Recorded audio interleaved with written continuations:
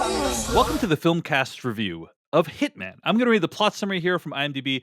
A professor moonlighting as a hitman of sorts for his city police department descends into dangerous, dubious territory when he finds himself attracted to a woman who enlists his services, end quote. This is the latest movie from Richard Linklater. Gotta say, Linklater probably has one of the most interesting directorial careers out of anyone. Like, anyone alive today.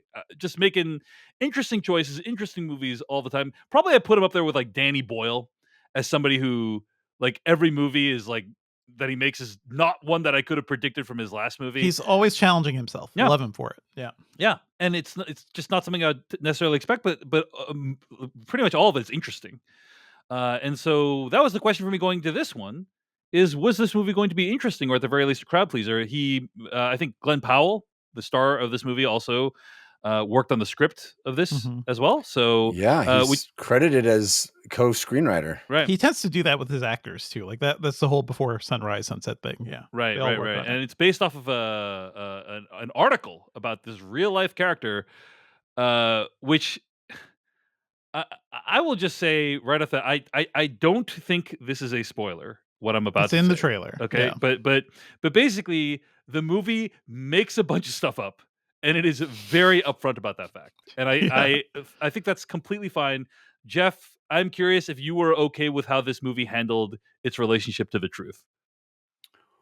Well, I was not even aware that it was attempting to be truthful until the very end, where it kind of reveals that in the end credits. So doesn't it say at the beginning? It's like based like this is based off of a true story. I think it says something. So like I missed it. Okay, I did not. I don't recall at the very that. beginning, it says something along the lines of "This is based off a true story." So okay, all right. Somehow I missed that. All right, but I there's nothing in this movie that would lead me to believe it is remotely true. That's fair. All right. Well, Devindra Hardawar, let's start with you. What did you think of Hitman?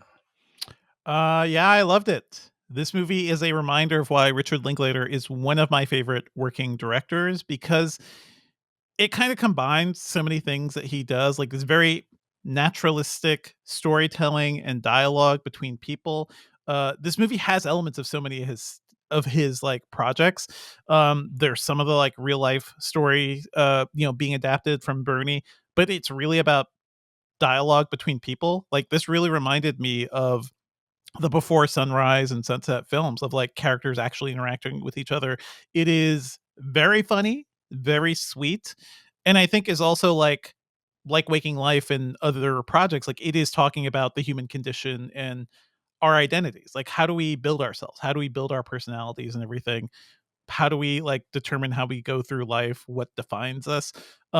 This movie does all that while also being, I think, a pretty fun, really interesting setup for a story of a fake hitman, but also I think a really compelling romantic film, and sometimes like a romantic comedy type film. It is so many things. I think it's just deeply enjoyable, and also like it is hilarious to see them do the Clark Kent effect to Glen Powell. Like we have seen Glen Powell be so hot and so powerful in Top Gun and everything, and now it's like put glasses on that guy and give him a cat, and all of a sudden you put any guy in jean shorts. It does decrease. Nobody looks good in jean shorts. It does decrease his virility by about 10 to 20%. It's the glasses and the jorts. John Cena. John Cena makes jean shorts work. Mm-hmm. I mean, in-ring outfit for many years. This is true. I mean, but then you have to have the muscle power to like overpower the jorts. Yeah.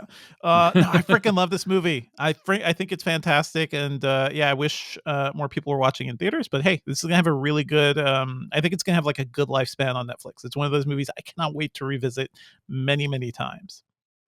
Jeff Canada, what did you think about Hitman? Well, Dave, I guess you could say what I thought about Hitman is best summed up in the form of a limerick. All right, let's hear it. So sexy you might need a towel, though sometimes it makes me cry foul. 'Cause the plot is a stretch, gross point blank meets Fletch, that relies on the charm of Glen Powell. Nice. I thought you were gonna do a non-Powell rhyme at the end. That would have been really out there, but nicely done, Jeff. Gross Point and Fletch too. Nice deep cuts there. I think this movie reminded me of both those movies. obviously Grosse Point Blank is a romantic comedy about a hitman. Mhm. And I think actually Linklater and Powell have been upfront about how that movie inspired this in some ways. That makes sense. But But like, there's a lot of confess fletch in here too, which I know Yeah. you didn't like, Jeff. Yeah. I didn't care for that movie, but Movie I mean, rules. the sort of the costumey ridiculousness, the fletchy, like I'm a Yeah. strange character now. You know, it's there's some fun in that, right? Right. I also liked this movie, and there's part of me that loves this movie, but there's also part of me that feels like this movie fails on a certain level. Mm-hmm. And I think it's a weird movie. I'm conflicted about it in some ways because I've been trying to pinpoint what it is for me that is missing or that doesn't work. And the best I can come up with is I think Glen Powell's character is too good at everything all the time. Mm. And He's there's too OP. Mhm. He's OP. And there's never any danger or sense that he might fail. Mm. This He was is your ju- complaint with the beekeeper as well, I believe. You're like, Yes. you're like that guy In was very unstoppable. different ways. In very different ways. So the idea of the character, without spoilers, in this film, in Hitman, is that there's this sort of not even ordinary, but like kind of sad, pathetic guy. Nebbish guy. Yeah. Nebbish, yeah, very Yeah. well said. That can put on can pretend to be cool and then, act cool and does it very, very well. Well, I think that is fun. It's certainly fun. And I think Powell does a great job of those contrasts. But I wish I kept waiting for there to be cracks in that armor. And there never are. There's never any point where he's not just fabulous at it. And even to the point where, like, in the third act, as the screws start to tighten and things are potentially, he is unflappable, confident, secure, always has the smartest thing to do. There's an amazing scene toward the end of this movie that is, I think, a really fun way of getting out of a tough predicament Mhm. Mm-hmm. that is really well performed and super fun. But there's even a character later on that's like, you're amazing at that. You were amazing at that. And I kept thinking that as the audience is like, Mhm. this guy can't always just be Superman. He just can't always Mhm. be great at everything and never have any moment of Yeah. almost not doing it. It's a Tom Cruise formula in so many ways. Yeah. Yeah, there's never you almost screwed that up. Like at every single point, there are things that happen completely out of the blue, and he's always super prepared. He knows exactly what to say. He's always got the perfect, like he's anticipated that moment. Unflappable, perfect. And I think that is to this movie's detriment Mm-hmm. because I never was invested.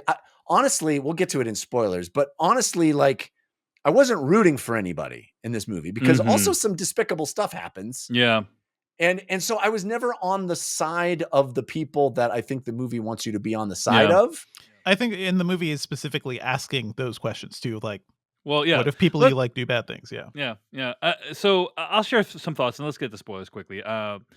This movie is a great crowd pleaser. Like, it Mhm. is an awesome movie. I don't know if I'd watch it as a family. It's No. not a family movie, but like it's definitely a great date movie. It's real. We've been talking about not It's sexy very movies. sexy. This is a sexy It's an movie. extremely sexy movie. It's Yeah. an extremely sexy movie. Very hot. But also just like a lot of fun. It's like basically a romantic comedy. You called it a romance, Devindra. I think it's a romantic comedy. I said pretty romantic much. comedy. It's a Like, it romantic does that at comedy times, with Hitman-esque elements, and I had a great time with it. But my disappointments with this movie are, like pretty strong recommend, pretty Mhm. like B plus, maybe bordering on A minus. Like I think you should watch it. But my issue with the movie is I don't think it really says anything. Like it's kind of just a Ooh. fun genre exercise, Mhm. and I agree with Jeff that like I was never for a second convinced by nerd Glen Powell. Like just there was never a moment when I'm like, oh yeah, that's It's what that very guy's Clark like. Kent. There was never Yeah. a second where I'm like, oh, that's what that guy's really like. You know, like Right. I never believed it, and that's because Glen Powell is so cool. Like he is Mhm. a cool dude.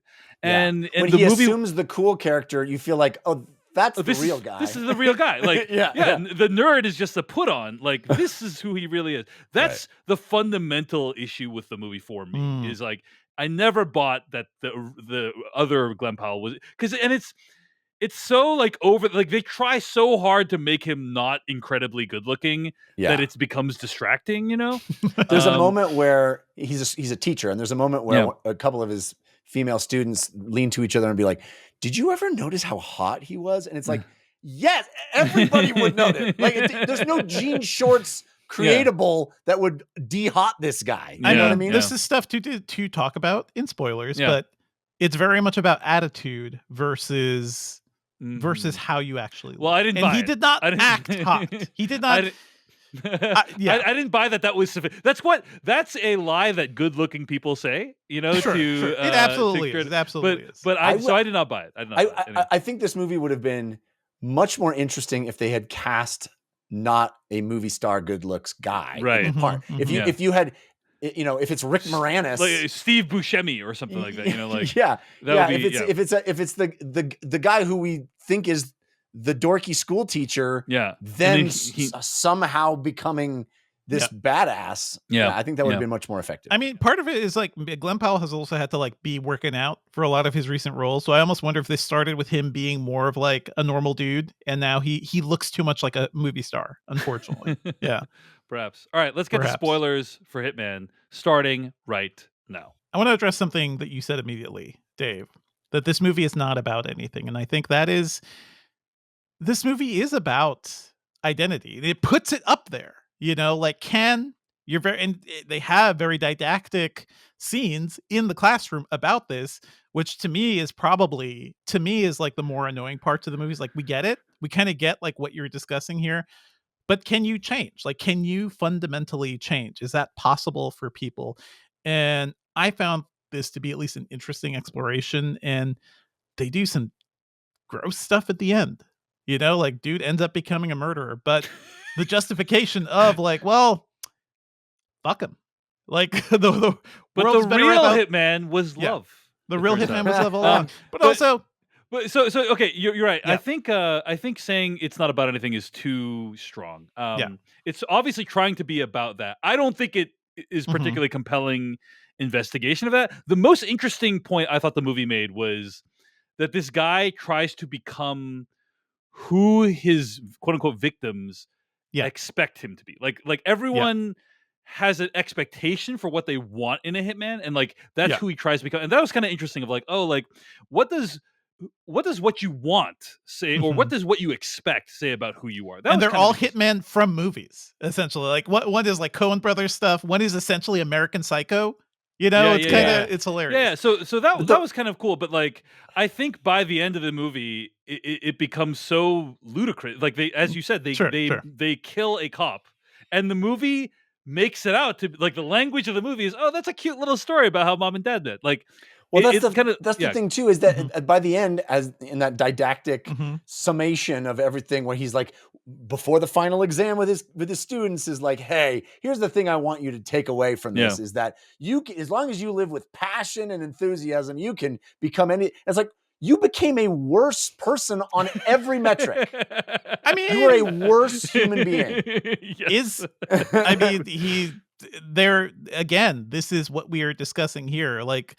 Because it felt like his personality early on in the discussion he has with his ex-wife is that it seems like you're kind of limiting yourself, like in terms of your personality and how you open yourself up to the world. Like he was somebody who kind of lived as a philosophy teacher, kind of hilarious to see him do that too, but lived separate from the world and never actually lived in the world. You know, he kind of like, he but for him to live, others had to die. I mean, Devindra, you're describing a movie that this could have been, but was not. Like there is a version of this movie where it's like, oh, becoming a fake hitman is about him understanding himself and getting to know himself better. But that movie is directly at odds with this kind of almost erotic thriller-esque ending that we get. It kind of all works. Like I'm telling you, like it kind of all works for me, even though they end up doing some gross stuff. Like the wife, the girlfriend played by Adria Arjona, by the way, who is fantastic in this.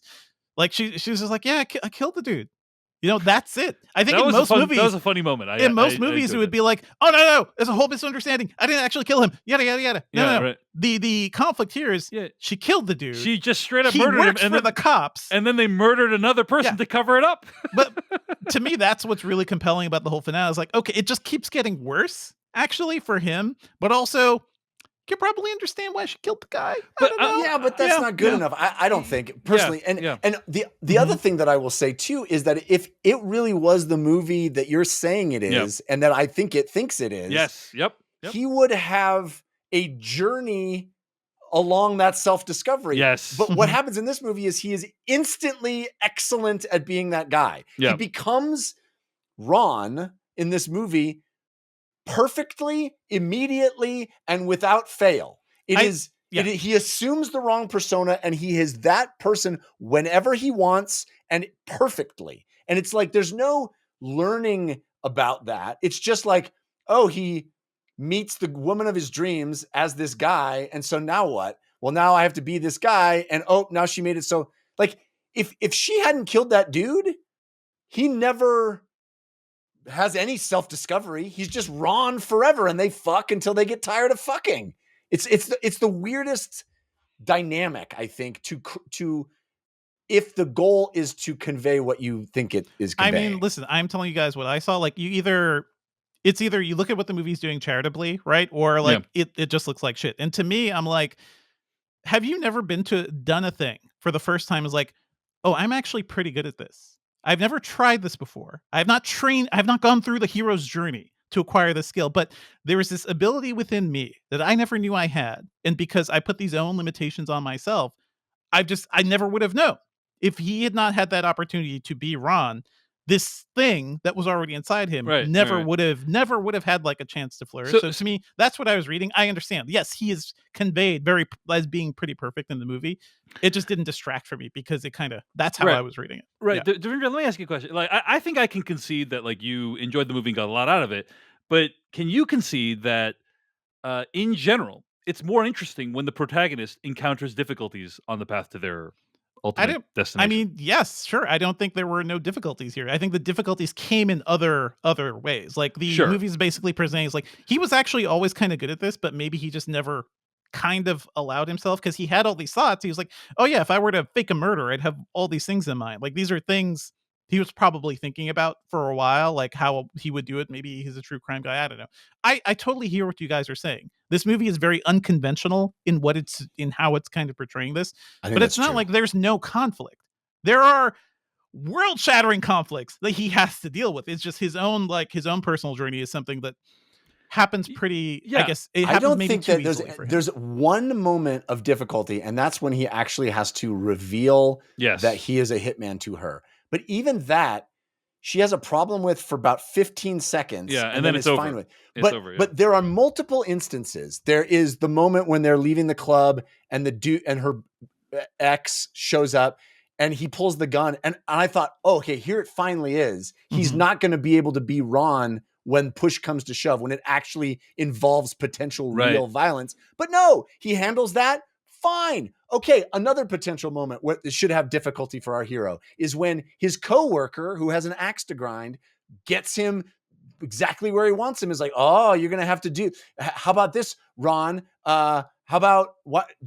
Were you hanging out with her? And then, of course, in that moment, he finds the perfect thing to say and says, "Oh yeah, weren't you there as well?" At no point is he ever sweating. At no point. We get into the point where he has to walk into her, why don't we go right now, Gary? Why don't we go right now? Okay, let's do it. No problem. No sweat. Does the whole phone thing, which admittedly is a very amazing fun scene. Incredible amazing scene. But also there is no point in that entire scene that I think they're going to mess it up. Yeah, you don't believe they're going to fail. Perfect at it. There's no sweat. There's no toil. There's no hardship for that character at any point until which happens before that, but until he has to admit to her that he's a hitman. But then she's fine with it. It's like I agree with you. It's unconventional, but I think not as good as it could have been. Yeah. Shout out to Austin Emilio.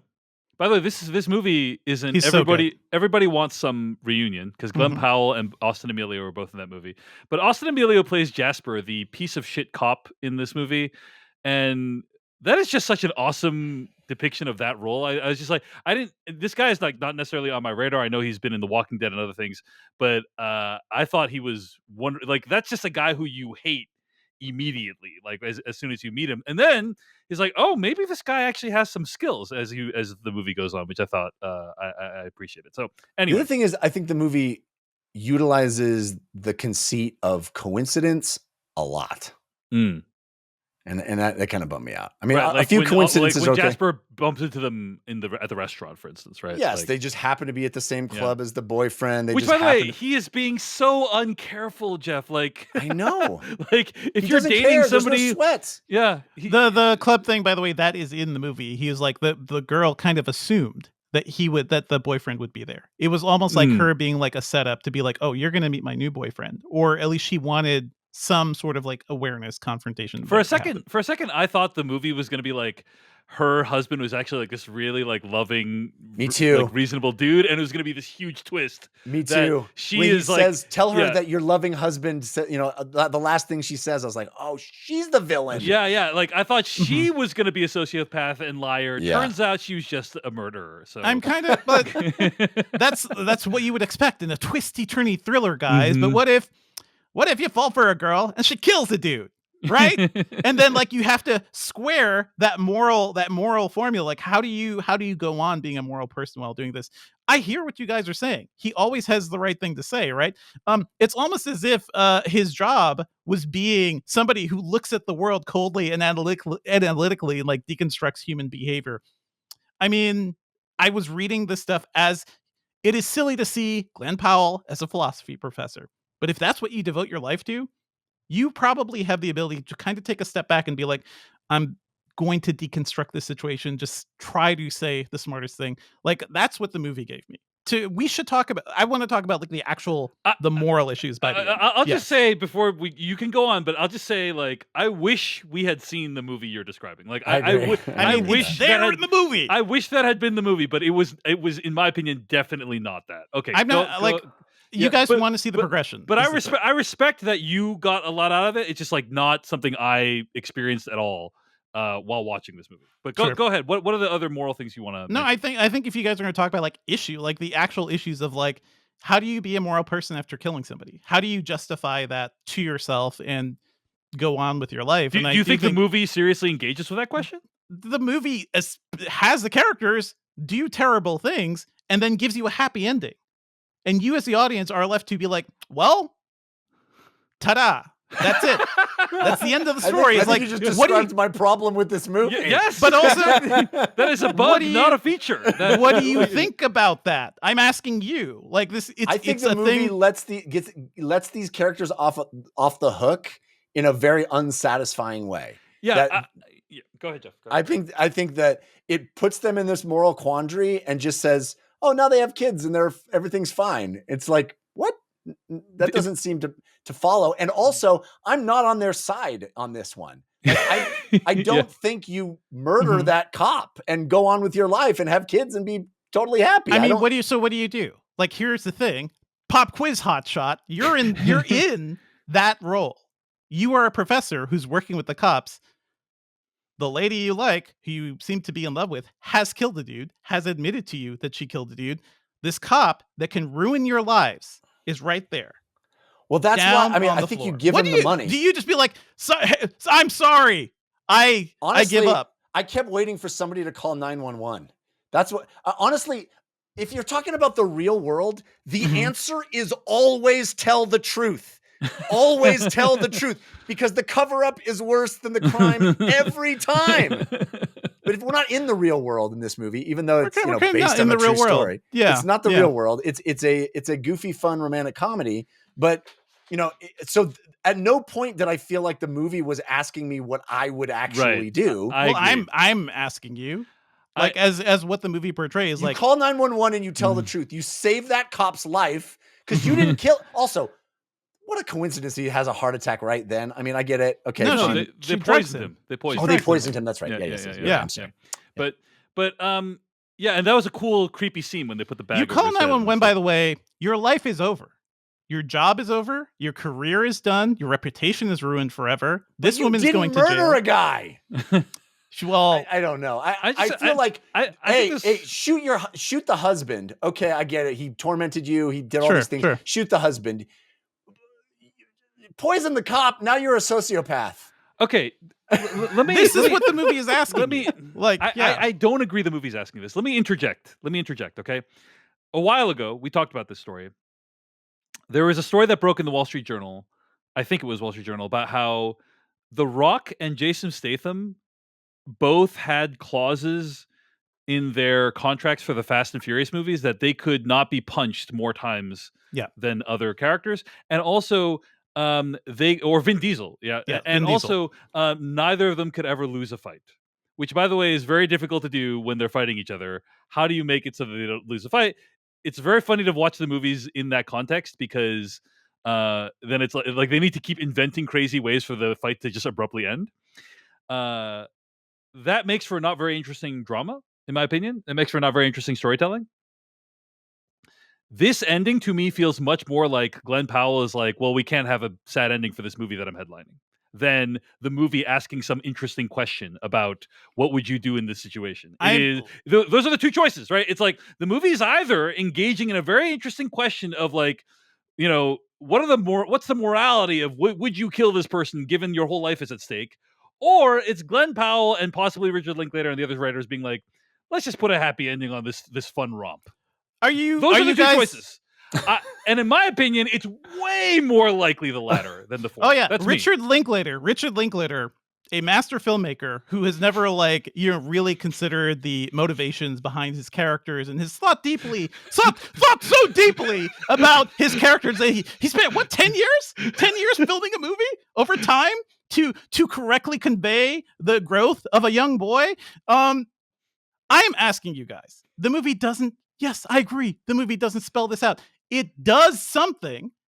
I'm just asking you, what do you think about that? Because I think that choice to give you, quote unquote, the happy ending with the kids and everything, I agree. It's unrealistic. But what if? What if that was the only I path just want to to say do real that? quick that Dave interjected in a way that sounded like he was going to really just put a bow on this whole argument, and he did it in a way that makes me want to distance myself from Dave. I Oh, don't even know really? what you're So talking about. you don't agree with anything I said?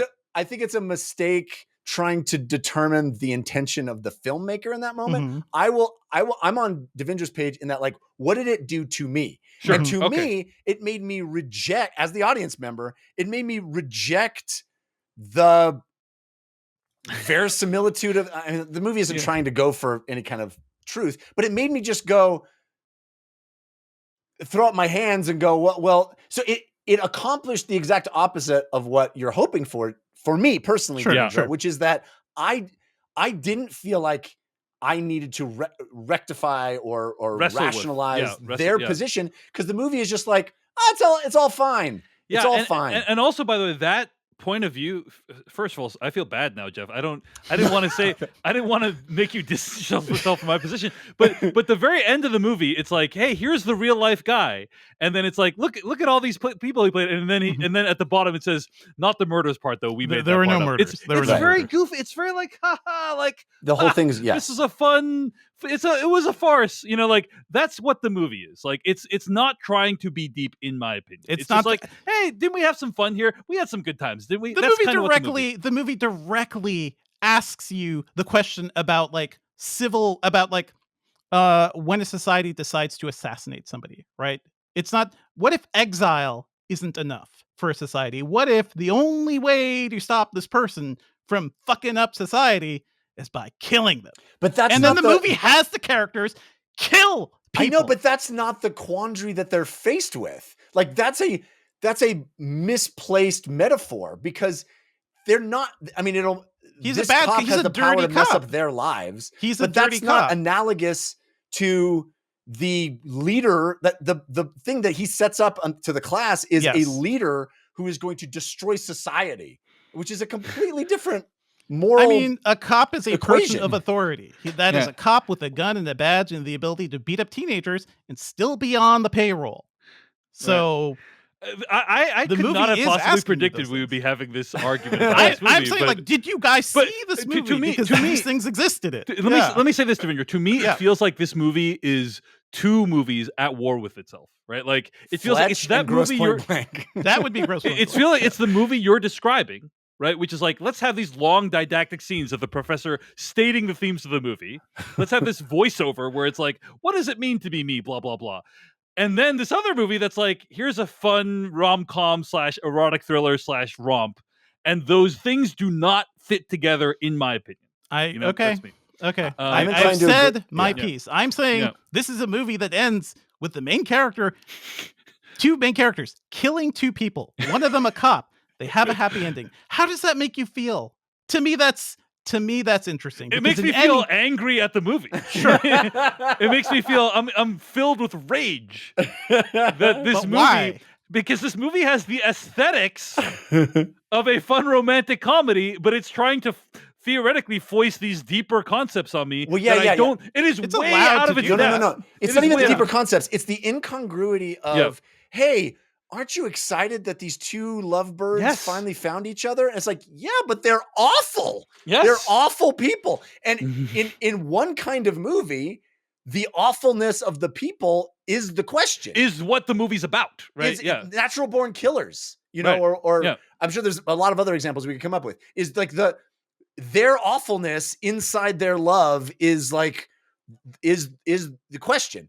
I don't think the movie for me didn't arrive at that question. It arrived at, hey, isn't it crazy these crazy lovebirds are still together? Exactly. And so That for me, was- the incongruity yes. of those two things make me go, well, I'm not going to applaud their horrible decisions, Right. you know? Yeah. But that said, Devindra, I do appreciate the POV. Like it's Yeah. your Yeah, I POV do is not one that I would ever have arrived at on my own. Yeah. So I appreciate It hearing is- I about. knew we were in trouble where I'm like, this movie is juggling multiple genres and tones. Right. I'm like, I know where we're headed. Juggling. I don't know if I'd use the word juggling because that implies it's keeping them all up in the air successfully. But here's the thing: I actually like the movie. I had a great time watching this movie. You know, I'm just like, I don't think it is beyond hmm what is written on the package, which is like, this is a fun romp. You know. I also but love yeah. a movie called Hitman where no hitman is in it. There's no Hmm. hitman Because in the hitmen movie don't Hitman. exist. It's kind a very fun according too. to the movie. According to the movie. Yeah, it's but a very funny concept, and Mhm. I think the movie is very clever. I think it's, you know, how many movies called Hitman are going to have no action sequences in them? Like all There of are those two things, other movies called Hitman, and actually more older films called Hitman too. It's the SEO for this title, not so great. not so Very great. brave to go for it. But like the idea of doing a movie about a hitman where there's no action is kind of a fun you know, subversion of expectation. There's a lot of things the movie's doing that are really fun. It has an odd pace. Mhm. And I think honestly, the pace is, for me, the pace issues come down to what I was describing before, where it's like, usually the second act of a movie, there's crisis, and there's no crisis in this movie. It just Yeah. feels like a series of easily surmountable challenges. I mean, the woman he loved killed the dude, and he's faced with this situation where he Yeah. works for the cops. I know. And- You would think that would create drama. I don't know what else. Oh. Yeah. I also like the movie. I like the movie. I don't know. Thank you for carrying the flame for the movie, though, Dimitri. Yeah. I do appreciate. I know it's tough to be on the other side of a, It is. 2v1. Yeah, I'm gonna have to go take a walk after this. Sorry, Samantha. I do also want to say, like, I believe hitmen actually exist, but I do not believe that they exist. Like, from what I've read, I don't believe they actually exist like you see in David The Fincher's Killer. The Killer, for instance. Yeah. Like, I don't think that Yeah. guy actually exists, right? But I No. think, like, Yeah, mob hitman. mob hitmen exist. You know, like, yeah. people exist who, like, do People kill to kill people. Right, yeah. exactly. But not I do all think- like, you can call this number and they'll do the thing. Yeah, that right. seems like But it's so interesting that, like, that's one job that, like, solely exists because of the image that has been created by movies. Like, Mhm. like people's image is derived solely from movies, and movies are almost 100% inaccurate about this one job. I think I bet we could find a half dozen things like that. Yeah, I'm curious That what they are. movies have created and then we just assume is the thing. Yeah. /filmcast@gmail.com. Let us know what you think about I mean, fake jobs. the palette of Miami Beach is kind of one of those. Like the whole pastel colors in the building and everything. That was a whole part of the Miami Vice Mm. look Yeah. that happened because of the TV show. And now that's what we think Miami looks like. Mm-hmm. So It reminds me of a rant I went on my video game podcast once about how like we all just assume that if you get a boomerang in a video game that it can retrieve things for you. Mm-hmm. Like, Mhm. which has never been how boomerangs work. Right. You know, like we just all assume that that's how it should function. Yeah. It's very funny. Also, I don't think we spent enough time talking about how sexy this movie is. I feel like I'm the only one that thought this movie was super No, sexy. it was pretty Yeah, sexy. we have said it, I but agree. yeah, I think in many ways this movie goes sexier than we've seen in a lot of films. And Yeah, shout there's, out like, to everybody there's for this. love scenes in the Yeah. movie, you know, like which is Bathtub scene. pretty rare. Yeah. But also like great banter, like even without Yeah. lingerie or anything. Like I think the banter between Adria Arjona and Glen Powell is fantastic. She's phenomenal. I think she's so amazing. phenomenal. Yeah. Also from Andor, I believe. Yeah. Yeah, that's right. That's going to bring us to the end of our review of Hitman. At the end of the day, it's really impressive that Richard Linklater made a movie. Thank you so much for watching this video of the Filmcast. Check out these other videos that we have available, and be sure to hit like, subscribe, and hit that bell icon to get other videos from us in the future. You can also go to thefilmcast.com to catch all of our audio podcast versions of all of our episodes. And support this podcast at patreon.com/filmpodcast, where you can sign up for ad-free episodes and exclusive After Darks. Thanks so much to everyone who makes the Filmcast possible.